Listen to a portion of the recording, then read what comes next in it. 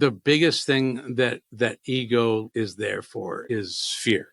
And you realize that, the more fear you have, the bigger your ego is. Yeah. I mean, like and it was actually, I was in a 12-step, and they were talking about the higher power. It was a priest, and he never mentioned God at all. He just said higher power. It's like, if you still have fear in your life, that just means that your higher power isn't high enough. So there's that fear thing.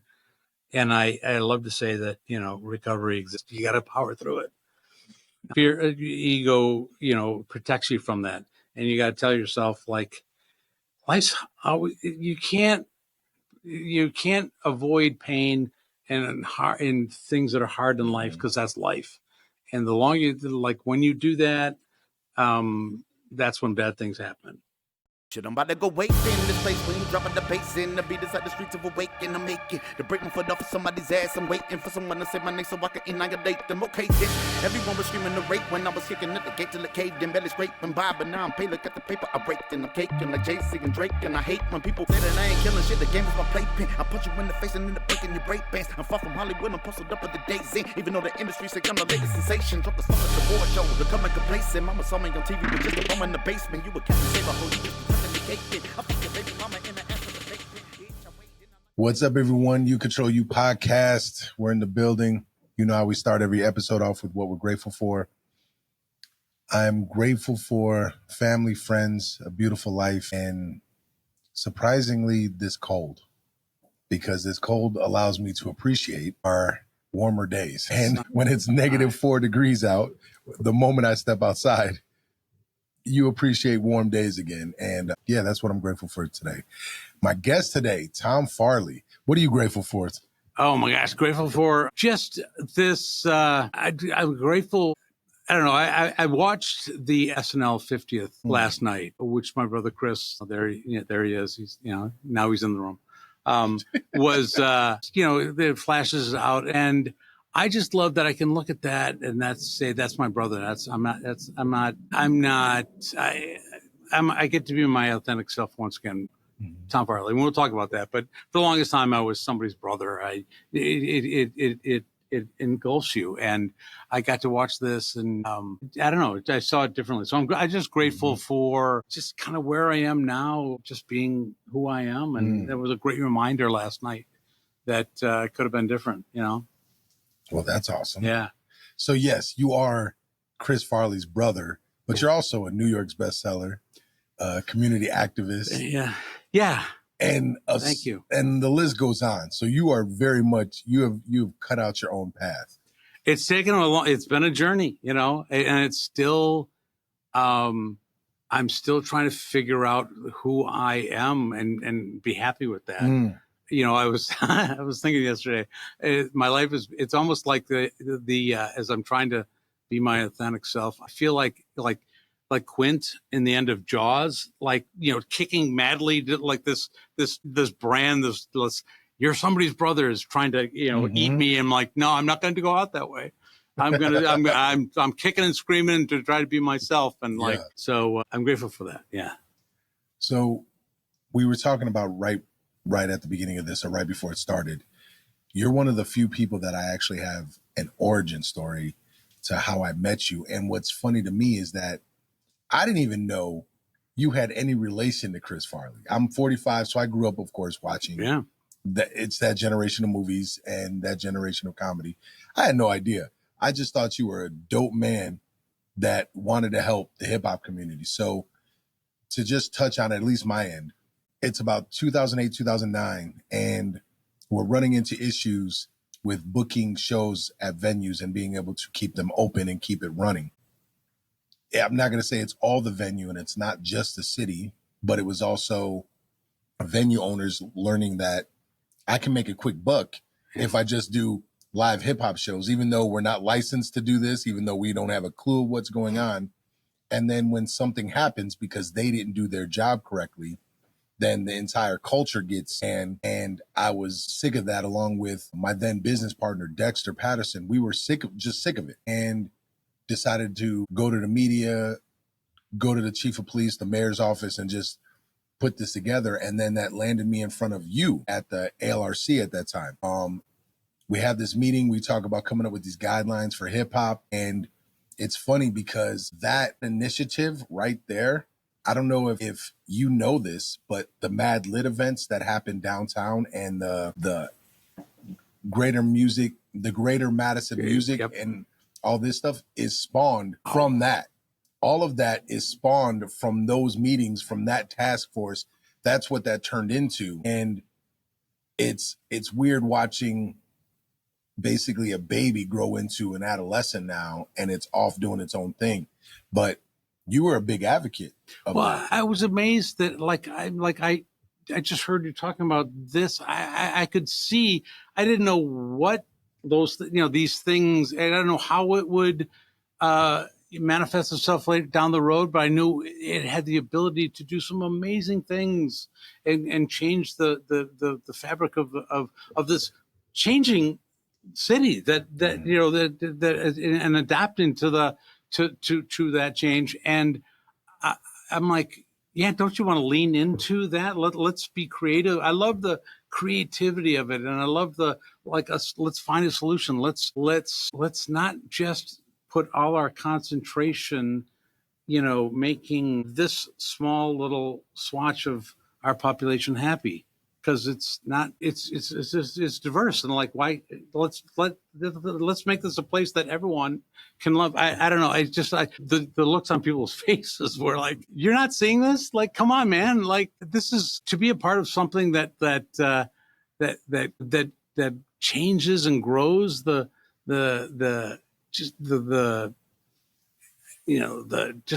cultural environment, the everything. I don't know. We were very blessed to have you as an advocate, because looking where it started and looking now, it's night and day. Yeah. We were fighting for shows, and I'm not saying that struggle is gone completely, but the fact that, I look at our nonprofit, UCAN, and what we're able to do. Yeah, they're doing events downtown and shutting the whole street down to do these events, and that all is spawned. And then the reports that have come out and all the changes that are happening spawned from that and came from an advocate like from you. You were a big advocate of it, and then helped it grow. So, man, it's very much appreciated. Yeah, thank you. Well, what I got in return is just, I was curious at the very least. I'm like, I don't know it all. It dawned on me a few years ago, having been raised here and with generations of my family, born and raised here. I did go out to New York for a long time, but maybe that's where it comes from. I came back here and I'm like, oh, this is such a great city. This is so amazing. And everyone, the best place on earth, to live. And I'm like, it dawned on me, like, yeah, you know why Madison is so amazing and so cool and people want to live here? It's not because of us. It's not because of the people that stayed. It's because of these people that came in, that either the university drew them in, or they came up from Chicago, or the coast. I'm like, that's why we're cool. It ain't me. It ain't us. So I'm sorry. So you're saying Madison is becoming the melting pot, and it has been for a long time. Again, started with the university. It started with the university drawing people like the Wisconsin idea from all these rural places in state. But then that shifted that Wisconsin idea to globally even. So it is this beacon that started on let's bring everyone from around the state here, to now everyone's coming from anywhere. Yeah. And they're changed because of it. Whether they stay here or not, they are changed because of this thing we have here. Man, that sounds dope. I don't think I've ever heard anyone describe Madison that way. So you're a great advocate for Madison. They need to have you be a spokesperson for that, because that's pretty dope. It makes me grateful for living in Madison. So, well, yeah, and even as I said to my kids, who they through middle school they were in New York, and then I moved them back here because I had to give them a little taste of the Midwest. And now they're all back. 2 of them are back in Brooklyn, my daughters. I'm like, it'll always be here. You'll always come back. I came back. I left Madison 3 times in my life saying I'll never come back here again in my life. And I always do, because it's it feeds everything, my curiosity of like, if you're curious, it's all here, but you got to allow that to happen. And I saw that with you, like, allow this to happen. Particularly the hip hop culture is like, first of all, you don't know, like, there's not only, one of my favorite things back then was, cultural competence, which made sense. But then that flipped into also, at least for us, is like cultural humility, which I love even more. Man. It's like, check yourself and your culture and have some humility that there are other cultures, and maybe, you learn from each other. And I didn't know what it was, but I saw it back then. And, like, for instance, like on the ALRC, we would see infractions with your typical taverns, bars all the time, underage drinking, whatever, all these problems, but you're picking on this new thing, like with doing the same problems, but the penalties are much, much higher. Like, why is that? I didn't like that. Made no sense to me. Well, you're speaking on a whole nother topic right now. We're not going to dive into that one, but that is one thing that, trust me, we felt in the hip hop community. But it's the beauty of hip hop, and beyond race, just the beauty of hip hop, the culture, is we thrive under that. Yes. We thrive. We figure out a way, and you could tie that to racial roots, of course, but just hip hop overall. When the venues couldn't book us or wouldn't let us do the shows, we took it to the streets. When the streets weren't enough, we shut down the street. So it was like, we just continue to thrive no matter what. And man. Well, yeah, that's something that also that wasn't getting through to people. It's like, you can put up as many hurdles as you want, but if it's viable, valid, important to a culture, like, you ain't stopping it. So find a solution, because I'm gonna have to remember those words. Those were dope buzzwords right there.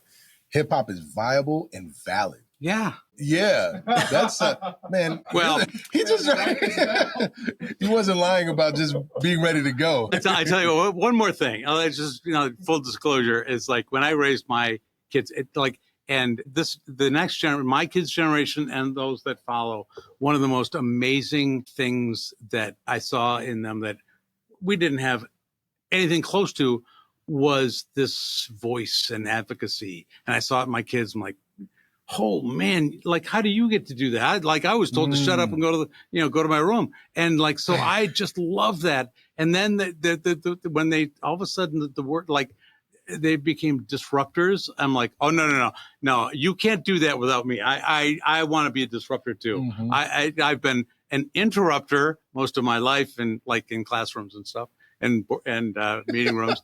But I get that. I should have filters there. I shouldn't just interrupt, but disrupting, I love that.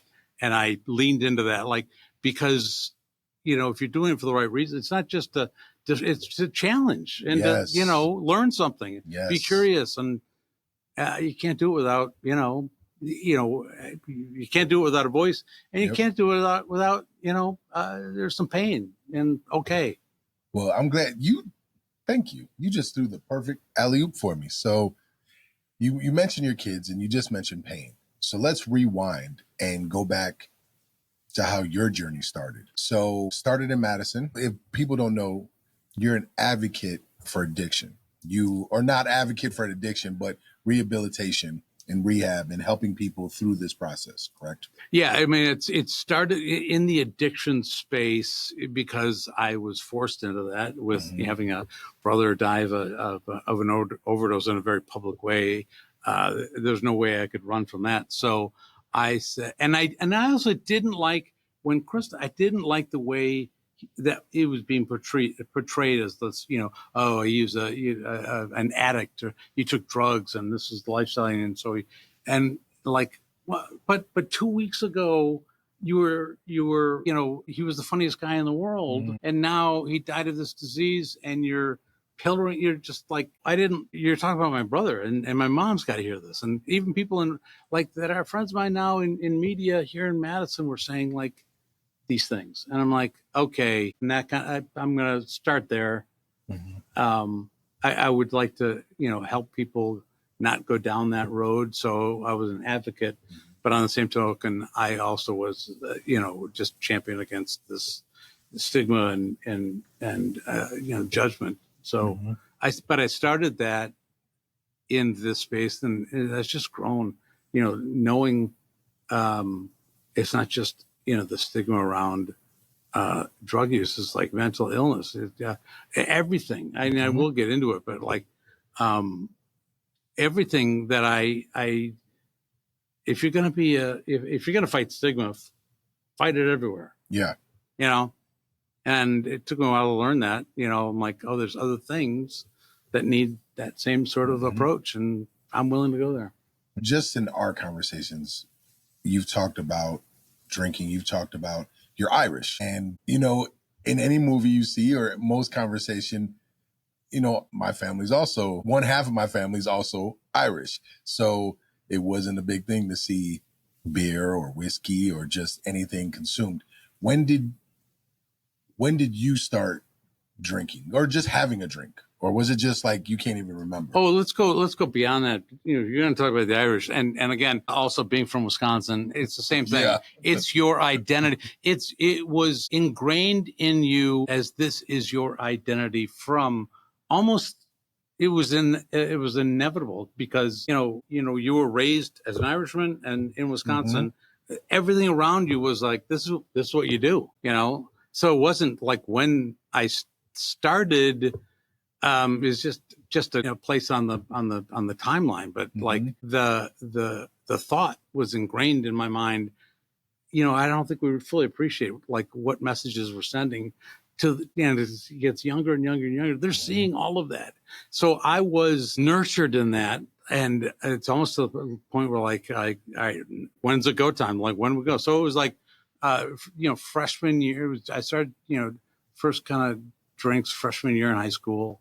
And it was just a lot of the time in high school, it was, on the weekends, when your parents were looking. So it wasn't, but it was certainly, it also, ingrained in me this habit of how I was drinking, in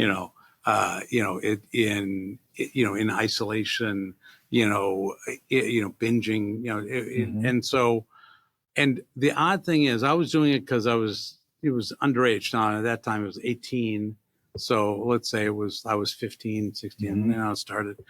And I was doing it because I was doing something, I wasn't supposed to do. But unbeknownst to me, what I found was it was also this thing it wasn't about like, doing something, that my parents didn't see. I was like, this is making me feel differently. Like whatever fear I had or self-doubt for that one moment was gone. I'm like, well, what is this? That was amazing. Liquid courage. Oh my God. Yeah. Like, yeah, all that stuff. Just that social awkwardness was suddenly, where'd this cape come from? This is great, So yeah, that, and again, that is a false impression of so anyway, and it just got worse and worse as more of life's kind of stress came and more responsibilities came. I'm like, when at a time when I was supposed to kind of find who I was and like, and start to develop that that person who, and like do the thing I want to do when I grow up. That's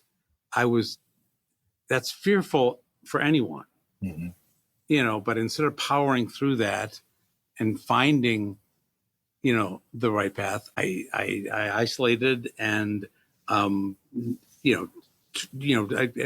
stifled that process through drinking, and it didn't get there till, like as far as knowing what I was going to do when I grew up, that was last week.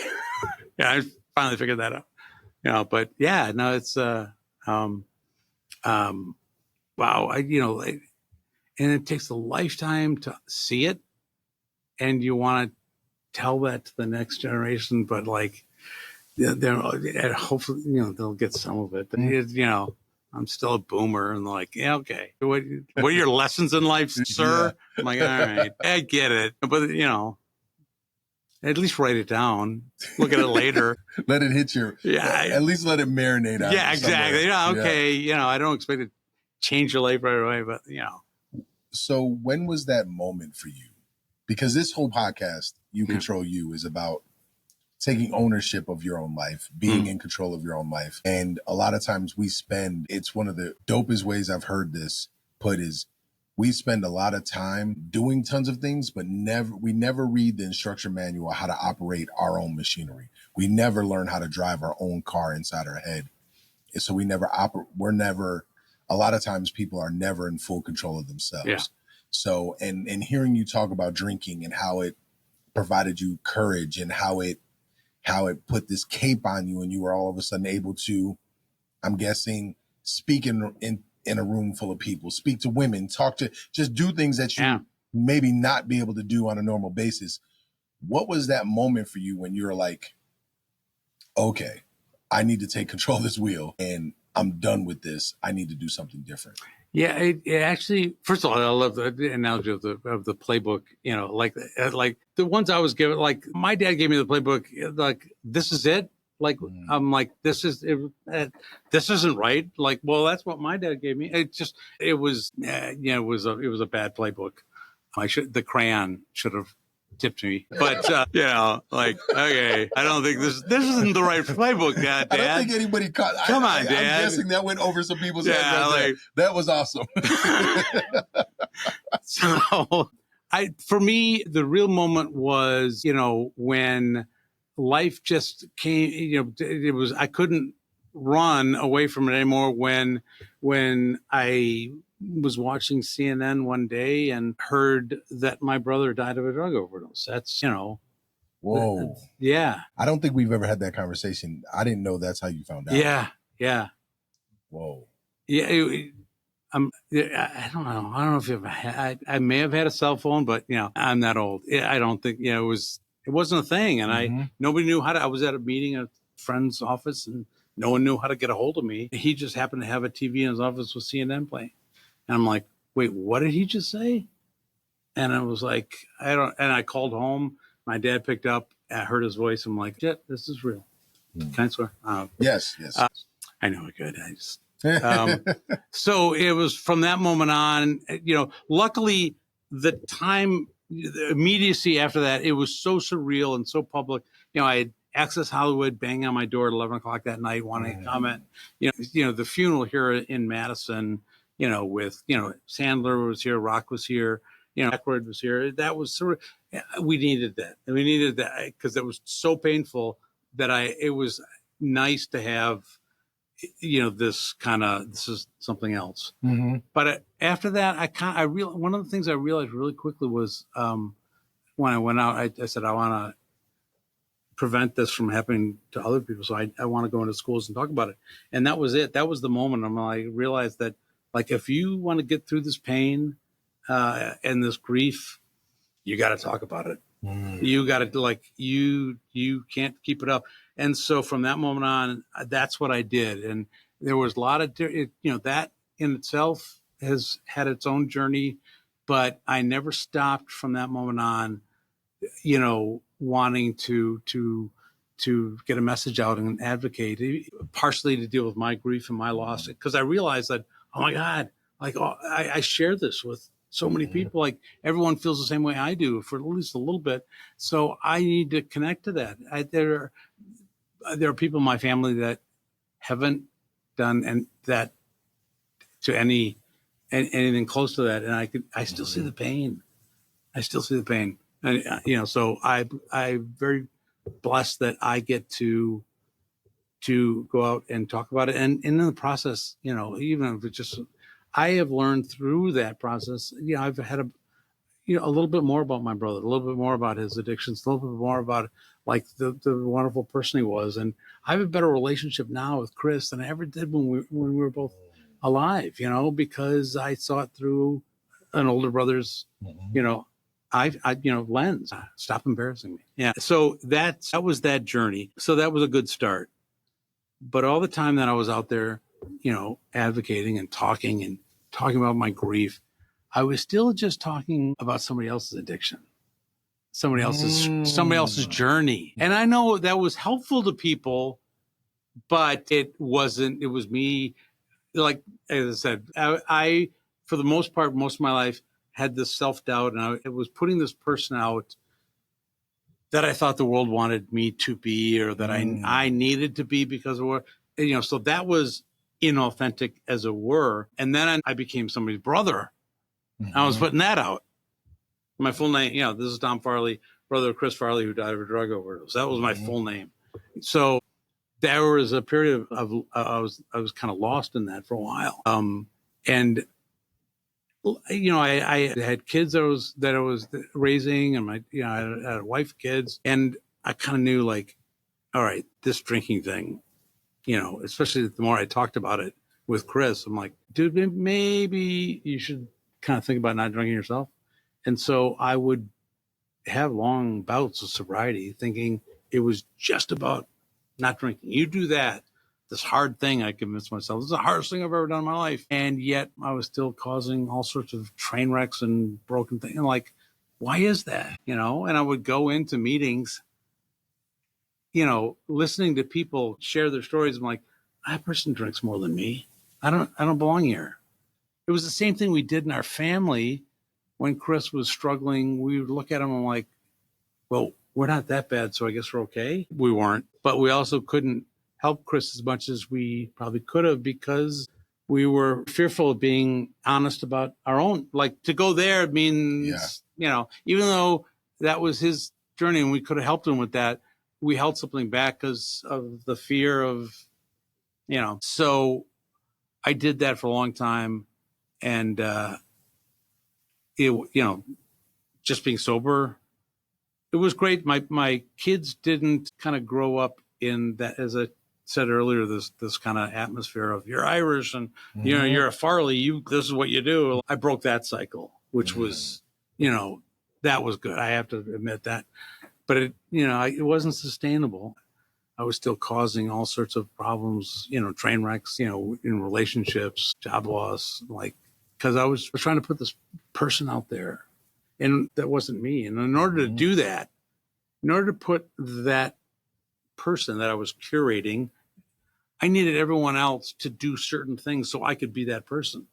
I had to control everyone around me. My wife and kids had to act a certain way so I could be that person. My employer had to give me that job, not the one I have. You don't understand what I got to be this guy. So, you know, that's, you know, you don't get it. And like, all those, yeah, nobody wants to be, I push people away with that. And so until I started, all right, like who's this, like, you're not that person. And one of the things that recovery taught me when we started talking about things that, like, I had no idea what they were talking about at first, like gratitude, you know, and honesty and humility. I didn't know those things because the person I was putting out wasn't a real person. So how could that person ever be grateful?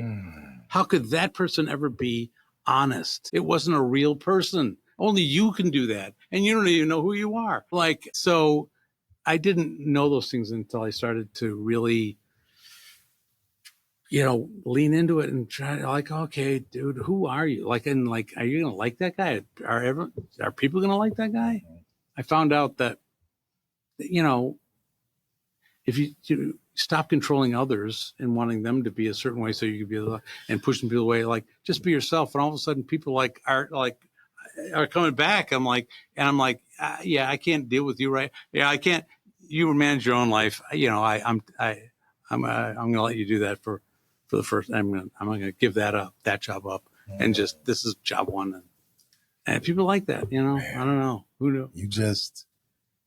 You just described the death of the ego, essentially. Oh, and yeah, it's crazy. One, I got a couple questions for you, but first, kudos to you, because I'm not sure why it's the hardest thing to do. It's so simple, but it's the hardest thing to do is to kill that ego, to just be blatantly honest and vulnerable about who you are. That the ego can't shine then. It literally destroys the ego. And it's the simplest thing to do, but one of the hardest things to do. And so first, kudos to you. Anybody that does it and continues to do the work is like, I'm in awe of them, because I know what it, for me personally, and I just talked about this yesterday, and it's something I've talked about before. I almost blew my brains out. That's how much the ego came at me, and I like flashes of my kids came through my head, and I didn't. But it was at that moment where the ego got destroyed because it couldn't win. The last thing it was trying to get me to do, I could not do, which then destroyed it. And then it was just a journey to figure out who, if this sounds familiar, figure out who Mark was and no longer Shaw. Who is Mark? Oh my God. Who is Mark now? Yeah. Who is that guy? Yeah. Who is that guy? And it sounds like that was the transition for you to, you're always going to be Chris Farley's brother, but now you had to figure out who Tom Farley is. And what age were you? How old were you when that happened? And because just hearing it doesn't sound like it happened right with your brother's passing. So, oh no, it was I mean, so I've been in recovery now like 6+ years, 6-7 years. So I mean, that's when I was, given a program that's when I was given the right instruction manual. Like, all right, this is it. All right, this is the work. So it was all that up to there. Like what it was talking about the ego. Like and it's not destroyed. It's there. And the moment you let up and like, I think I finally got it. It's like, yeah, we got you now. Like, and there he comes roaring back. I'm like, you were there the whole time hiding behind that door, you son of a, oh my God, there he is. I said, and so one of the first things that was interesting about the ego is, I learned in a 12-step program, the whole kind of difference between, faith and spirituality, and these 12 steps. And one of them, I've been a lifelong Catholic. I still am, like, that's a big part of me. And I went into thinking like, oh, sweet, I only have to know 11 steps. I already got one. This is great. I got a head start. And then I'm like, this isn't what we're talking about at all. Like this higher power thing. Yeah, that's what people are like. Yeah, this is Madison. So I would always listen to somebody like, oh, my higher power is nature. And I'm like, no, you're wrong. And I'm like, no, I was wrong. And so this whole surrendering and giving up, I realized that all my life, just in prayer, I was praying for something. There was so much ego in my faith that, like, I need a better job. I lost something. Hey, where are my keys? All these things that I had so much ego in. And then I got into recovery and learned this higher power thing where it was just, it's not praying for something. It's take this. Just take this. I can't do it alone anymore. I need you to take this and, give me some indication I'm on the right path. That's all now what I pray for. And there's no ego, very little ego in there. And that was like, So if I get ego, it was all over like this, my faith, spirituality, religion, like if it's that ingrained there, like, oh my God, like where else are you hiding? So it changed. That was an amazing kind of change. So would you say your ego is this that is trying to protect you? The biggest thing that ego is there for is fear.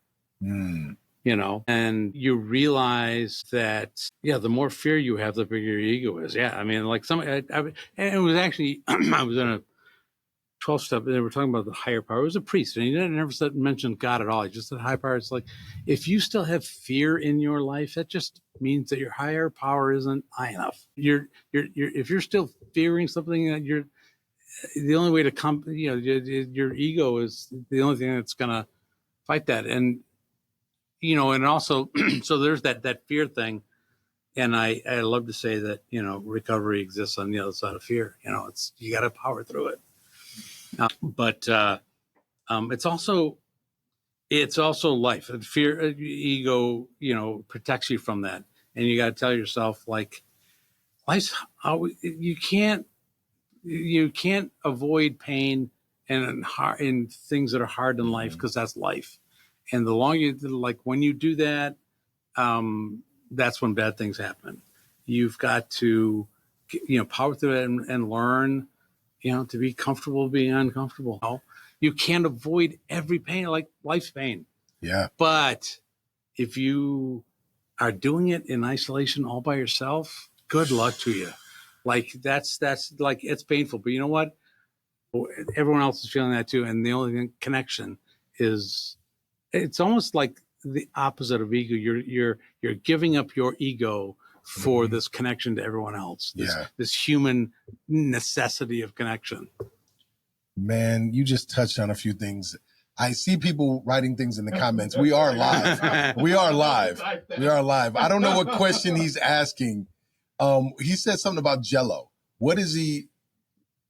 I thought he was. Love Jell-O. I thought he was like, what did he say here? Tron, are Jell-O-based desserts considered old-fashioned? What? Well, here's the funny thing is, most of all my brothers and now my son, professional comedians, they were leaped all over that. You confused me. I have the same last name as all those famous comedians, but I'm the one that studied. So I'm looking, Jell-O, what flavor? That's scroll back down. I thought, no, all the way down. Let's see. No, the other way. Thank you. My neighbor called my Jell-O-based dessert old-fashioned, and now we are feuding. Boy, cement to get them back. Oh, but it's simple. There's such simplicity. Yeah. And there's such beauty in simplicity. So, sometimes life is so complicated. You need Jell-O. You need that. I don't call it old-fashioned. I just say, it's a... So, well, I don't know. Is that a fat joke? Like, what are you saying here? Like, yeah, I have issues. It does. Yeah, I'm working on it. So when you touched on something, so yesterday was the ending and beginning of fight camp. It was we're about a week away from four of my fighters fighting. And it was also the first day for about 8 of them starting their training to fight in June. I got a couple fighting in May, and then the rest are fighting in June. So, and a couple of them, this is their first time in this camp, right? This is their first time. They have no idea what they just signed up for. I make them flip this tractor tire all the way up this road to a stop sign, which is, I'll give it probably 10 to 15 blocks through the snow, flipping the tire back up there and then back. And then and then they go to sparring in their training. And one of them just cannot get out of her own way. Fear is controlling her. And I'm seeing this. And to the point where I just tell her to scream at my logo, F you, as loud as you can. And she can't, because fear is holding her back. And she ends up doing it, and it gets everybody hyped. And then she's like, how do I get through that? How do I do this? And I say, you just show up every day and you do a little bit of the work, and it's going to take discipline, but your confidence will build from there. How much would you say how much discipline is needed for you to really recover and become better? I'll answer it in a different way. What I heard there is something my whole life, I heard this, I heard the saying, and when I first came in, I'm like, oh my God, that's my life. The saying is actions before results. Mm. And I was, living my whole life looking at the result like that's where I'm supposed to be. I need to do that. Mm-hmm. Not doing the actions, or maybe I was doing some actions, but, because I wanted to go here. I'm like, mm-hmm. But I was, life was taking me over here. Like, mm-hmm. So it's actions. And then the result is the result. Like it's the result of these great actions that you did. Mm-hmm. So it's really more of, and when you're focused on the result, that's when fear and doubt and all that. So that's why we have this fear. It was like, I could never do that.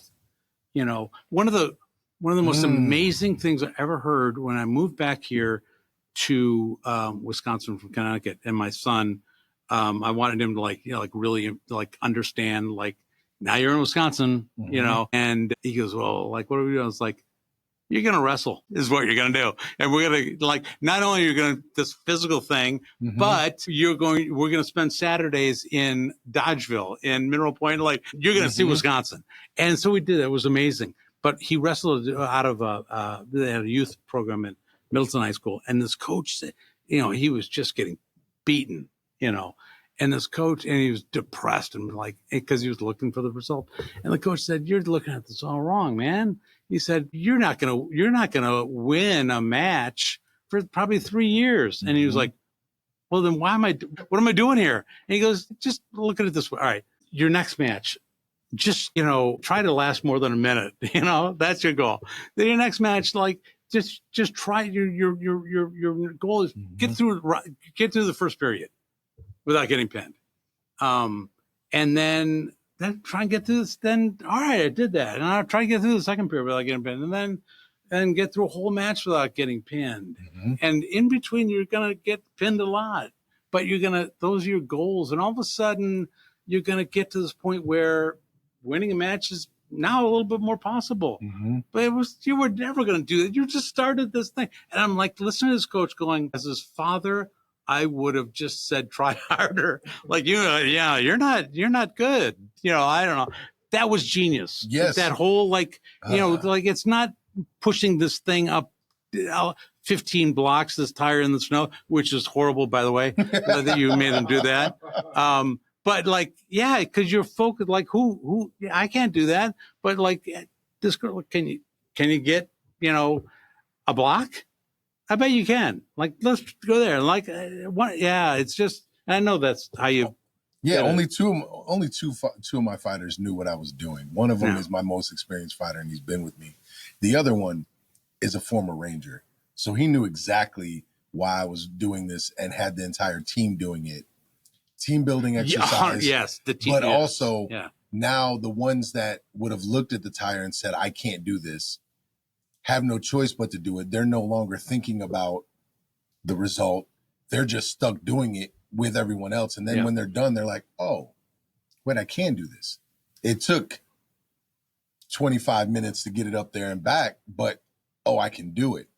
And it's why I push my son to wrestle. I wrestled. It's a different, first of all, you don't have cheerleaders. You don't have anyone rooting for you. You're wearing these skin tight clothing and you're just grappling with another dude. So it's there's nothing glorious about it outside of the feeling you have that you just worked your tail off and you're put in the center and it's just you versus so much emotion. And then you're trying to figure it out with another person. I love wrestling. I love jujitsu for that. I love fighting for that. Yeah. And so, man, if I am a firm believer, and I could be completely wrong. This is one opinion that it would take a lot for someone to change my mind. I'm a firm believer that everybody is an addict of something. We all have we all can become addicted to something. You see some people with technology and cell phones. You see some people with work. You see some people with drugs, alcohol, women, and the list goes on. And the only thing that keeps a lot of people from going overboard is discipline. And then the people that have recognized they have an issue, how much discipline does it take to stay walking this path where you're not giving into that monster, that ego? I would add one thing. The discipline, I mean, as I said, it's a great tool. But none of those things are achievable. And I think the reason why there's so much addiction is because of this feeling of isolation. And that's not what we're supposed to feel as humans. You can't do it alone. A lot of the people do it is because there are two things. There's the feeling of isolation, but also another human, the reason we exist is somebody, some higher that wants us just to be happy. And you can't do that by yourself. You can't do that in isolation. You need, like, if you truly want to be happy or whatever it is, not addicted, like, then that demands, some sort of connection. And what feeds connection is this sense of belonging, that I matter. Those things are those you point to, all the issues we have in the world, like that's in there somewhere. This feeling of isolation, I don't matter, I'm not connected. Well, that produces an awful lot of, the issues that we have, So if you can, certainly that you need a roadmap, then that discipline keeps you on that road, but you can't do it alone. You got to have that connection. That's so profound. I was literally thinking as you were saying that, man, anytime I'm going through it, the first thing I do is I isolate myself. And the best thing that ever happens is when I can go be around people and my brain starts to function better. It's like that problem wasn't that big. But because I sat and focused on it by myself, I thought I was going to solve the issue that way. And it never works out that way. No. So you're not just talking about relationships, like romantic relationships either. You're talking. Oh, that ship sailed on me a long time ago. Don't bring that up. Please don't bring that up. Tabled that one. I'll get to you. You were talking about friends and family. Yeah, and just everything. Yeah. As far as relationships, so people understand, you don't have to just rely on just one person. You can. There's a group of people, and just be around people. Okay. So what advice would you give someone that is recognizing they're going through it? They're starting to recognize, I need help. I don't know what to do. Where do they go from there? Well, it's interesting. One of the things that we tend to do when we get like that, and we start to feel like, okay, I need help. And then we start to ask everyone around us for the answer. Help, I need help. What should I do? You ask your doctor, you ask your family, you ask, your people. You're asking everyone, like, what do I do? And, you might get some good advice, some bad, like people, but people don't know what you're going through. So, but we're always asking things. So it's part of it is like, understand, you get some control back in your life of like, okay, if you really want to do this, then like, what is it? Like, you're in control here. It starts with you. Don't stop asking everyone else, for help. It's like, start with, educating yourself, like, and being honest about it, and doing the inventories and the assessment, like, I do that. I got to work on that and on that. Like, okay. And then how do I, all right, work on, I'm not really, my spirituality isn't really big. Okay, well, go over here and work on that. Mm-hmm. I do have a drinking issue. I'm like, well, there's places for that too. And, my relationships, aren't the best. So like, all right, well, Tinder over here. That's fine. I know. No. But you know what I'm saying? Like, just, piecemeal it, man. So, but to ask one person to solve all your, like, what do I do? And they're like, you're going to get an answer. You're like, okay, thanks. And then it's going to fail. And like, you didn't fail. Like, I got the wrong advice. Yeah. I'm like. So trial and error is what you're saying. Just go out there, figure it out, and try to improve and understand you're going to stumble. Educate yourself, like, and again, and don't, isolation is horrible, but like, be honest with yourself first, and then, do the work, asking for, advice and whatever isn't really the work. Now, if you did some work, like, you know what, I've got a drinking problem, and this is what I learned, that I binge on these are the things that trigger me. What can I do for that? Now you are asking a specific question, and you're also probably did a little work on, like, who are the right people to ask. Now my coworkers, but like a real. Now you've got some, you know about your issues and your problems, and you are seeking out advice from the right people. Oddly enough, not that we're getting into this, but that's kind of where I find myself at this tech company in Madison called recovery.com that built this web resource to match. It's very patient first, matching people up to the right treatments. You know, as I said, I used to work in treatment, and like we'll take anyone. Yeah, we have a bed. It's like, yeah, but do you have the right program for me? And so it's really getting past those hurdles, and that's just on the treatment side where we started. Then when the whole recovery side, as you said, everyone's recovering from something or has an addiction to something, so need to recover. So we're just going down that road for the first time. But like it starts with, let's get people the right information. I need, treatment near me, and they Google it. Where's treatment near me?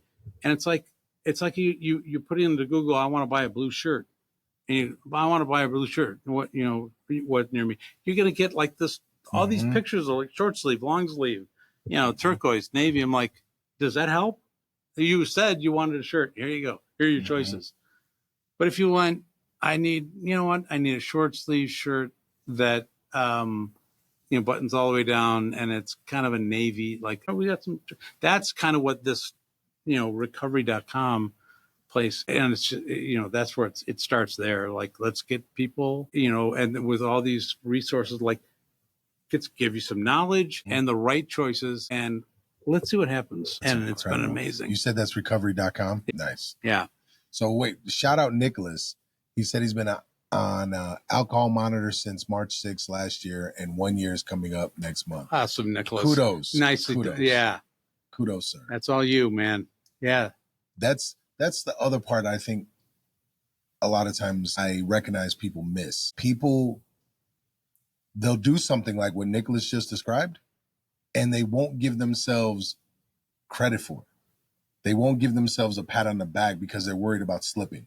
If I recognize that I did something great, then how am I going to continue to work? And I see this a lot with my students even. It's like, it looked good. They're afraid to take what's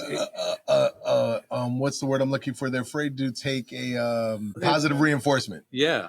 It's that humility is hard for some people. Like but the thing is, what I learned. It's just it's okay to be sober. Like for me, it's not about being sober. It's about what being sober and that clarity that it gave me allowed me to do all these other things. Like that's what it's about. Like but that I need to be sober to do. Like now it's like, it's that stuff that I want to work on. I did a tour of prisons a year and a half ago, and which was life-changing all on its own for me. And I got a question from this kid, he had a question. It's like, I'm in, kind of a controlled environment, like right now. I'm glad you see that. Yeah, you are. He goes, but when I get out, like, what do you do about the cravings? And I'm like, interesting question. It's like, honestly, I never got that question before. It's a good one. But I'm like, for me now, I'm not craving those things. Now, I mostly was drinking for me. So substance, like there are certain opioids that like, you can't just ignore. Like they're always going to be there the rest of your life. I get that. But for me, the craving is like this feeling of I'm feeling a human again from this work I'm doing, that I just needed to be sober to do. But like this whole thing of being more rigorously honest, not completely honest, but like trying always to be honest, to be humble, to be grateful. Gratitude is still a hard thing for me. I'm like, when I got, because I wasn't working on it, like when I got in, somebody said, oh, you should do a gratitude journal. I'm like, what the heck is a gratitude journal? This is just write gratitude on the top of the page and start listing things. And I remember the first couple of times doing it, like staring at it for like a half hour, like, really, you're not grateful for anything? And I was like, easy stuff. I'm grateful for my kids. I'm grateful for, I get to live in this beautiful state of Wisconsin. But like, what I realized that I was missing every day we come across moments of gratitude. And I was like focused on, 10 years ahead of me. Like I had no time for this stuff. And now I'm seeing those things. I have to acknowledge that so I can feel differently. And that's the thing. And that's why it's still hard. I have to remind myself, dude, you're not grateful for that? Like, yeah, I am. How do you feel now that you've acknowledged that you're grateful for that? Like, pretty damn good. And I didn't have that feeling ever. Yeah. And I talk about discipline. That's a regimen of discipline of gratitude I've got to put myself in. I've had a conversation with even Corey, with others, with Rob, since I recognize Rob D's name came up. And this is just like, I'm like, do you guys realize how dope you are? Like, do you realize? Because you're not, they're not recognizing it. I'm just trying to be my, Yeah. And the thing is, I'm about to be 45. It took 42 years for me to finally say and believe that that I'm doing something kind of cool. I'm doing something dope. And it took a little bit of my wife to really nudge and push. And she was like, do you see what you have? Look at your life. Look at your gym. And it finally dawned on me. I'm like, I am literally living my dream. I wanted to run my own business. I wanted to have a beautiful family and just be able to do the things that I want to do. And I'm like, I'm doing that. What? Why am I so upset? Why am I so mad? Why am I so stressed? Why am I so like? Why aren't I in?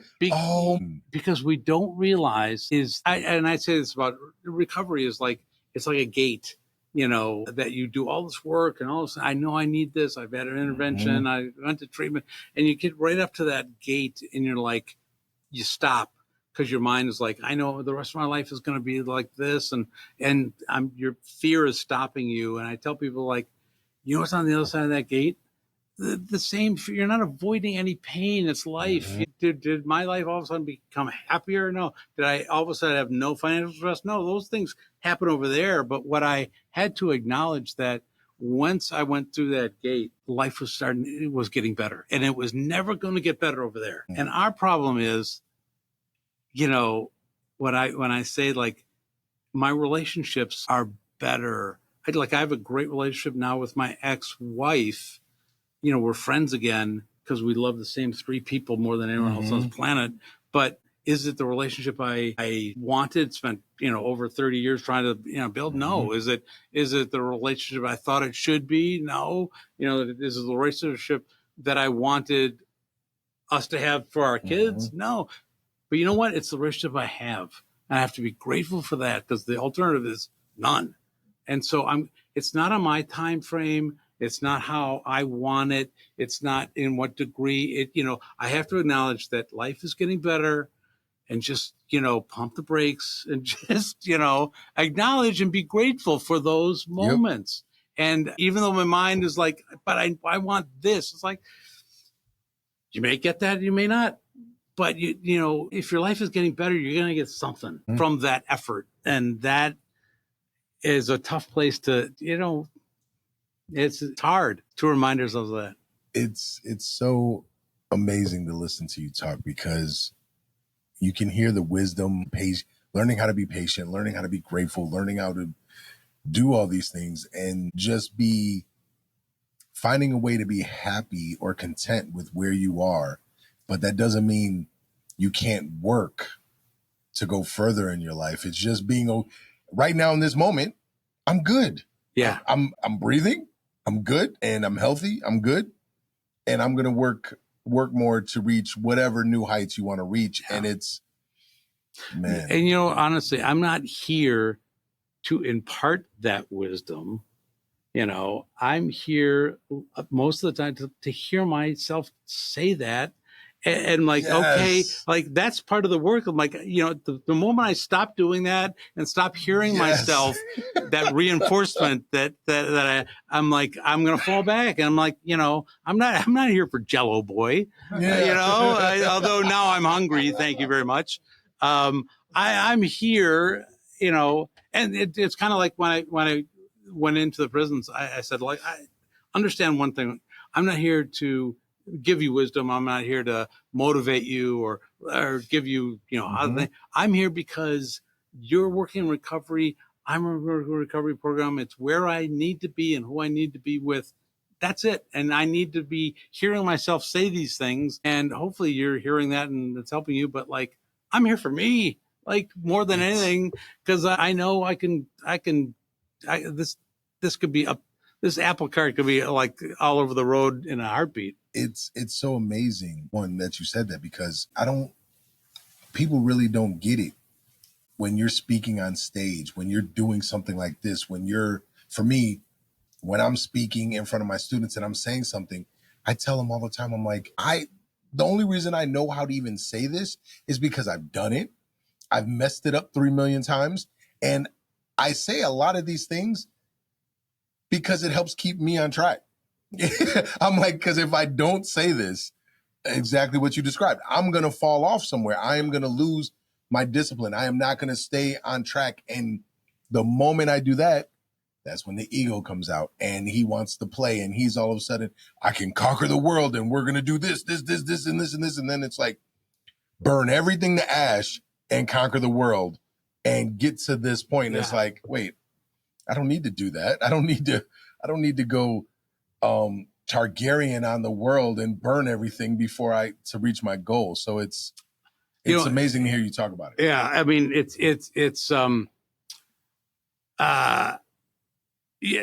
one of my favorite things when I talk is inevitably that somebody will come up to me afterwards and say, wow, that's not what I thought I was going to be hearing. You wanted Chris Farley's brother and funny stories, and I'm kind of funny, not nearly as much. But they said but instead, I was hearing your story, I'm like, that's my that's my story. I heard myself in that, and all of a sudden there's this connection. And to bring it full circle, I guess that's kind of what.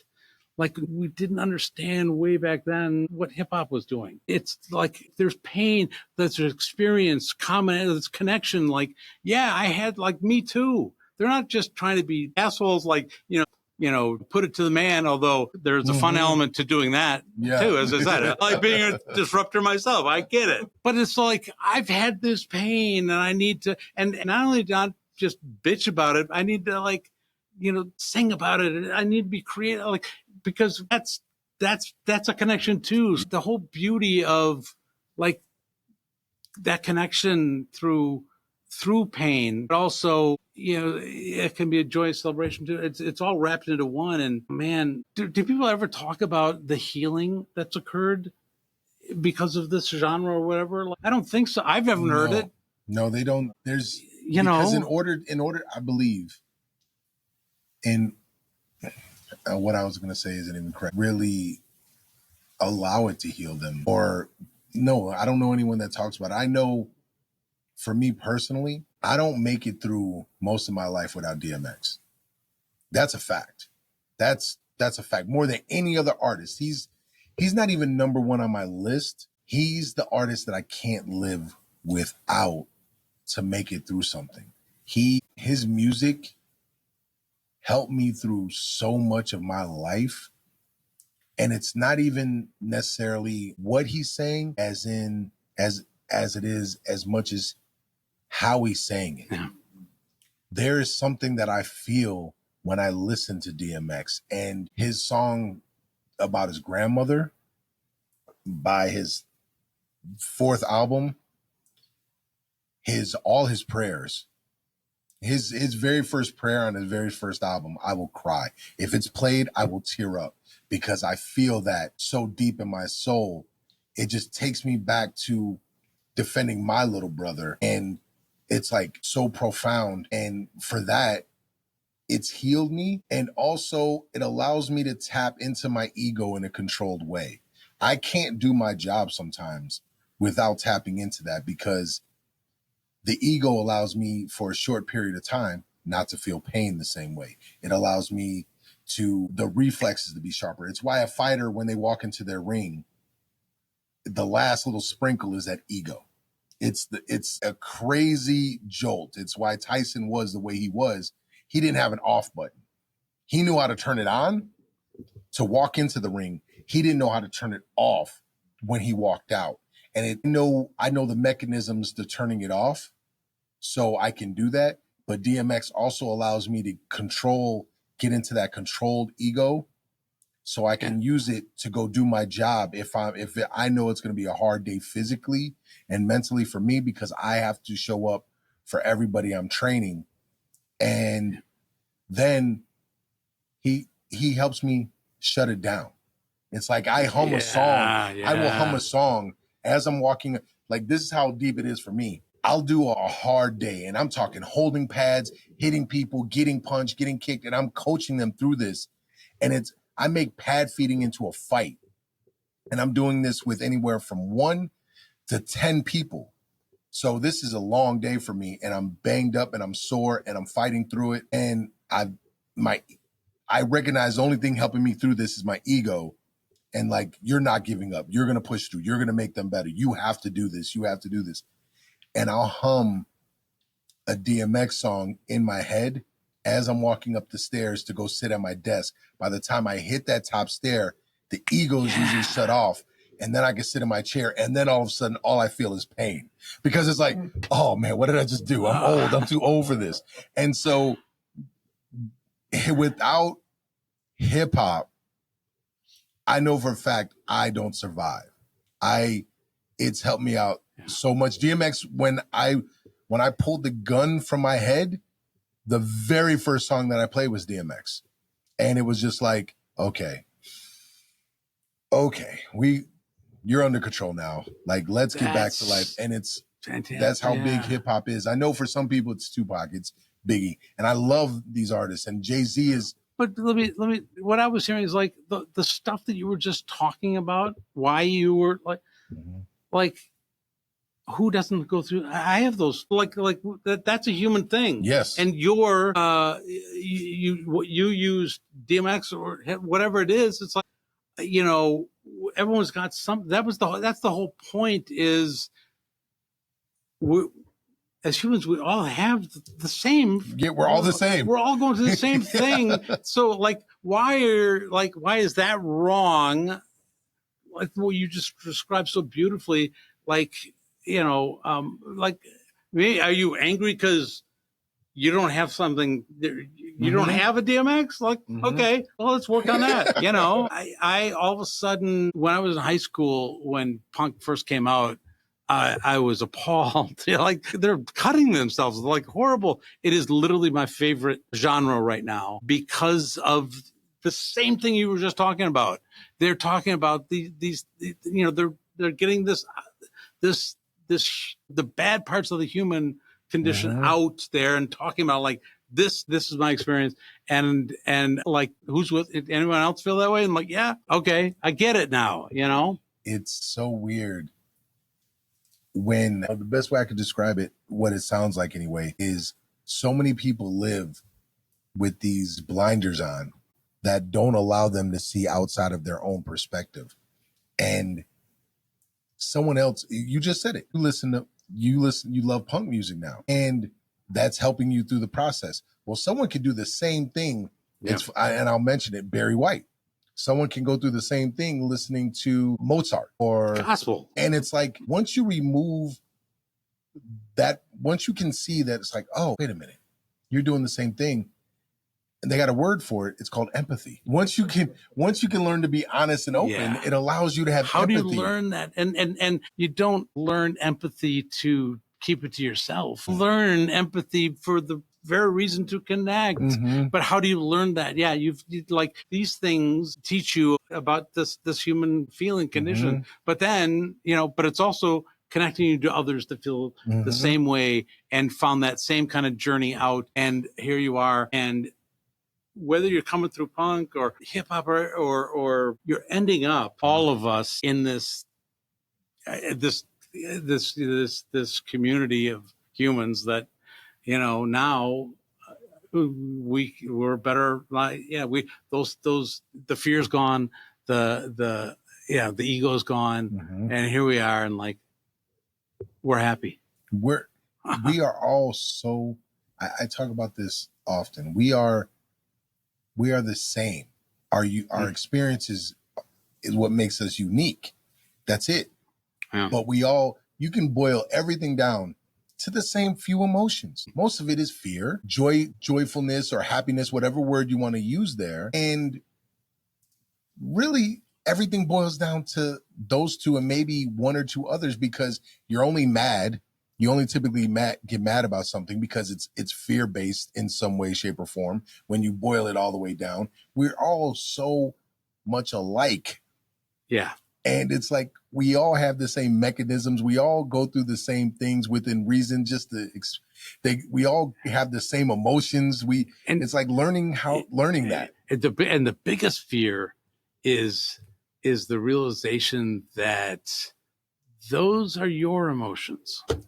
Those are you. It's not somebody else made you angry. Oh, you're angry. Oh, I read Bars. a meme. I read a meme. It was such a Wisconsin passive aggressive kind of thing on Facebook, and it was. I laughed. It was like somebody was having a moment, and they put out this statement on Facebook that said, respect is a two-way street. And I'm like, the hell it is? No, it's not. You can't control somebody else's respect. You are responsible for you. And what you get in return is what you get in return. How you feel, like that's not. Mm-hmm. You don't like change the way you respect others because of what you're getting back. You just be respectful. Just own it. You're not, as I said, you're not angry because somebody made you angry. Like, you're angry. Yes. You're like, yeah. We respect, trust, all that. It all boils down to the same thing. You have to choose to be respectful. You have to choose to trust. You have to do that regardless of them. And I'll go back to the great philosopher DMX. He said, I just trust people to be who they are. Yeah. And if they show me something, that's who they are. Now, he basically is saying this because, and now I'll add on to it, you could choose not to be around that person if you don't like what they're bringing to the table, but trust that that's who they are and be okay with that. And if more people did that, they would just accept that person for who they are instead of trying to change that person. Just respect, trust that they are this person, have empathy for them, and understand whatever, and be patient. And if they're not meant for your life, they're not meant for your life. They're just or understand that, like, the person that you're seeing, like, it may not be the person, but they don't know that. I mean, I was putting this person out and not understanding, like, why is nobody like, I'm a good guy. Like, why do half the people like me? Half the people like what a pain in the ass. It's because that's not a real person. Yes. I was giving glimpses and people like, oh, wow, that's that. I like that guy. But then I would, shut them away and like put this person on. So, like, yeah, you can choose not to be around that guy. I wouldn't either. But when I'm showing you my authentic self, I'm getting, I'm getting what I'm getting. Man. But I'm in control of that, So what's the next, as we get close to wrapping it up here, what is the next thing for you? What is, you're working with recovery.com.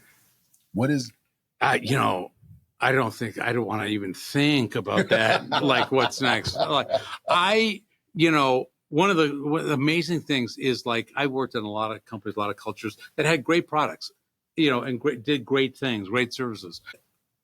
Recovery.com is an amazing tool. It's going to be, it's like it's going to be the TripAdvisor for recovery. It's great, but that's not why it's great. It's great for me is because of this. I've never experienced a culture like this in my life, where we start meetings with, what are you grateful for? I'm like, what are you just like, what? And I'm here. And it's not just me, I'm telling you what I'm grateful for to kind of, showcase what a great person I am. I'm like, I'm being vulnerable, but I'm listening to other people. Like, what are other people? I've been in meetings where people are starting to talk about how grateful they were at some family function, and they broke down and cry and you got emotional and crying. And like, I worked on Wall Street. Like, that guy would have been toast. I would have been all like, you're dead. You cried. Mm-hmm. And now I'm like, oh, wow. The rest of the day, it changed me and our relation. It's that kind of place. And yet we're producing this amazing product. And I like to think, this is a tech company. Could it exist out in Silicon Valley? Sure. Could it in Cambridge, Mass? A lot of tech hubs around, but no, it's here in Madison with our DNA. It's who we are. And even though a lot of our, we don't have a lot of employees, and a lot of them are global. They're not all here in Madison, but they get it. This culture, it's almost like one of my favorite things to say about how great this culture is here in Madison is one of the most loved people in the NFL, which is it's a hard environment, but one of the most loved people there is a guy that came to play for us 1 year. I know. Russell Wilson came in here and got it and led us. And he stepped in the locker room and oh my gosh, I'm convinced he was not that way fully until he came in. And that's what the rest of the world now saw since then. And I think it's our ability, what we can do here, our DNA, this Wisconsin DNA. He got it 1 year. And I love the Midwest, and I'm a big fan of Wisconsin. It's a different environment for sure. You keep dropping these nuggets and just. Is somebody writing these down? Yeah. No, they're definitely going to get them. They're going to get them. They're going to get them for sure. The whole reason, when you talk about being grateful, it was something that I don't know why I started doing it here. I think it was just a point in my life where I was making it a point to talk about being grateful. I took some advice from this older gentleman who's no longer alive named Bob Proctor. And he's known for self-help, motivational speaking, and all these videos. And in one of his videos, I wake up at 4 a.m, I do the dishes, and I play something that just play something in the background. And it's usually a motivational video or something like this. And he was just talking about, he was like, have you ever just said, I'm so happy and grateful for, and then he just went on a tangent. He was like, I'm so happy and grateful for my life. I am so happy and grateful that money is my servant and I am the master. I am so happy and grateful for this. And he said, and then just plug in the things that you want to do. I'm so happy and grateful that I make whatever. I'm so happy and grateful that I have this job. I'm so happy. And I was so used to just grinding away and working. When I started adding that in, I was like, wait a minute. And I was stuck like how you described, can't say anything. I'm doing the regular thing. And I'm like, let's go a little bit. I'm so happy and grateful for the grass. Oh, that's different. I am happy and grateful there's grass. So happy and grateful for the ocean and the lawn. Yeah. Okay. I just wanted to clarify. Yeah. That was well done. I'm just saying. That was well done. But that's cool too. But and on and on. And it's for so long, I thought if I did that, I would be weak. That was my whole point of saying that. I thought I would not be a warrior. And this part of me that is always a warrior, that's got to fight, that's got to grind it out, that's got to, I'm willing to pull out swords. I'm willing to pull out hands, whatever you want to do. I'm willing to be a warrior. And once I started down that road, it opened my eyes to all the great warriors. Miyamoto Musashi, the greatest samurai ever to live, Bruce Lee, and other warriors that it's like, this is what they meant by being a warrior in the gardener. Oh, yeah. Because when you're grateful and you can watch something grow and you can nurture it and have empathy for it and do so much. That's the payoff. That's the payoff. Because that's having an effect on how you feel. It's like, like you got to the top of the mountain, but you don't. The people that get to the top of the mountain, you don't think they pause and look around and like, this is what I did, and this is how I feel. It's not getting there. You achieved it, yes.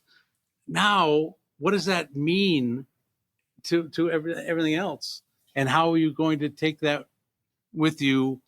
You know, I didn't used to do that. Yeah, no one does. I know. I would get to the top of the mountain and be like, yeah, cool, next mountain. Yeah, because you don't stop like that changed me. Yeah. One of the tools I started to use is, they talk about the serenity prayer, things I can control, grant me the courage to, accept the things I can't control. Well, I love that. It made sense to me, but it was still up here. I'm like, it didn't mean anything until I felt what that meant. And what did it for me was I used to be a little bit of a maniac on the road. I saw somebody coming up, going fast. I'm like, I'd move over. Like, all right, this is a comment. Like, the hell you will, or not let them merge in. I was, it was, I don't know what was. It wasn't rage. It was just I needed to control. You're not going the speed limit, so I'm gonna, go. I'm gonna speed also to teach you a lesson. I don't know what it was. Now I plant myself in the right lane. And when somebody whizzes by me going 90 miles an hour with an Illinois plate, I'm sorry. I just like, you're going to get there. And the contentness, like, you can't control that guy. Here's where you are. And all of a sudden I'm feeling this is what I'm supposed to feel like. I mean, I could talk about like controlling the things I can't control and giving up the rest. But until I do something and acknowledge the connection, like that's what this is, I would have never, it would have just been doing kind of the surface work. And like, now you know what that feels like to let other people, do what they do and just focus on what you have control with. And what does that feel like? And as I said, I gotta feel and acknowledge what it feels like to understand these concepts. Man. And I'm always looking for those, Absolutely powerful. Yeah. It's the first step, I would say, is definitely recognizing it, but then you're able to put it into practice. You got to do the work. You got to lean in. Yeah. This is, man, thank you so much, because I'm listening to all the gems that you're talking about. And I love hearing other people that have been on this journey, that understand this journey, that are struggling with this journey. Yeah. That understand it's never ending. And that's the beauty of it, because you constantly get better. But thank you so much. And where can everybody find you? Can you tell us your social? Instagram, I think I am the Tom Farley. I think, it just sounds stupid, but my social media person wanted me to change it. So I think it's the Tom Farley. LinkedIn, it's I think just Thomas Farley at LinkedIn. Facebook is also the Tom Farley. Yeah. Yep, it's the Tom Farley. The Tom Farley. Yeah. That's just so my son, who's Tom Farley the third out in LA trying to be an actor, like, yeah, you're not the. Remember that. Yeah. Have fun with your career. Like, done only like a dad can do. Oh, yeah. Remember your origins. Yeah. Man, thank you so much. This was, man. Thank you, it was so great connecting a couple weeks ago, having coffee for the first time in a long time. And we had started this conversation. We're like, whoa, wait. Let's save it for the podcast, because we were getting really excited about having the conversation as I am now. And it's amazing that we started so long ago with something completely different. And here we are. We've done a lot, man, and a lot for people. I think, I'm amazed. Yeah. I'm blessed. Thank you, brother. I am blessed that I have people in my life like you. That's just, I feel the same way about you. Thank you. Yeah. What a journey. Thank you. Sir. Thank you. All right, y'all. We out. Peace. Shit, I'm about to go wait in this place when you dropping the bass in. The beat inside the streets of awaken. I'm making to break my foot off of somebody's ass. I'm waiting for someone to say my name so I can annihilate them. Okay, then everyone was screaming the rape when I was kicking at the gate till it caved in, belly scraping by. But now I'm paid. Look at the paper I raked and I'm caking like Jay-Z and Drake. And I hate when people say that I ain't killing shit. The game is my playpen. I punch you in the face and end up breaking your break bands. I'm far from Hollywood. I'm posted up at the days in. Even though the industry say I'm the latest sensation. Drop the stuff at the award show. Becoming complacent. Mama saw me on TV with just a bum in the basement. You a cat and save a whole you just fucking the cake. I fuck your baby